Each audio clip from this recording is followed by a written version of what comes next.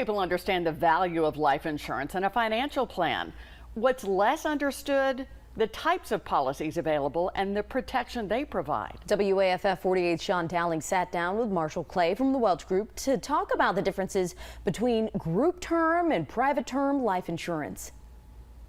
It's an important safety net for the people you care most about. Life insurance, making sure your death won't place a financial burden on others. I'm here with Marshall Clay from the Welch Group with everything you need to know. Marshall, good to see you. Hey, good to see you. Hit me with it. What do people need to know? Yeah, so I think typically when we're thinking of life insurance, for most people, term life insurance is appropriate. Yeah. And I think a lot of people find out that, look, their employer offers them some life insurance, and then they also understand that there's private insurance outside of your work, and how those two things intermingle, I think, is really important, because what I get a lot of times is somebody will come to me and say, look, Marshall, I get some insurance through my employer.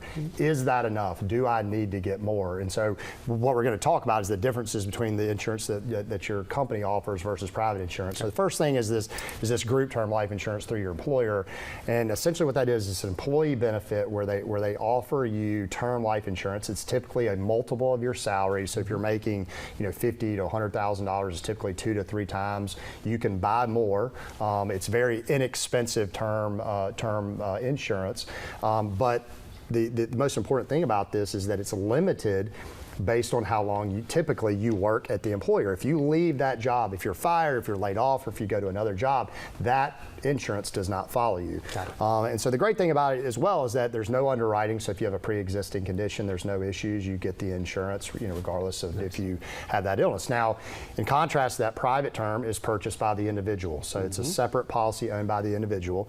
There is underwriting. So what that means is they're going to come out and assess your health. They're going to assess your exercise habits and all the things that you do. Yes, they do. But when you go through that process, you've been sort of vetted, and you can get typically up to 25 times your income. Now, most people may not need that much life insurance. Sometimes you may, but that insurance will stay in force for the life of the term. Typically around 30 years is the max, but it will stay in force for the life of the term as long as you continue to pay those premiums. And the great thing about private as opposed to the group is that it will stay with you, as opposed to, like I said, with that group term, it's not portable. So when I get the question of, is the group term life insurance that I get through my employer enough? I typically say no. The private term needs to be kind of the foundation of your financial plan, because that's going to stay with you whether you move from employer to employer or so on.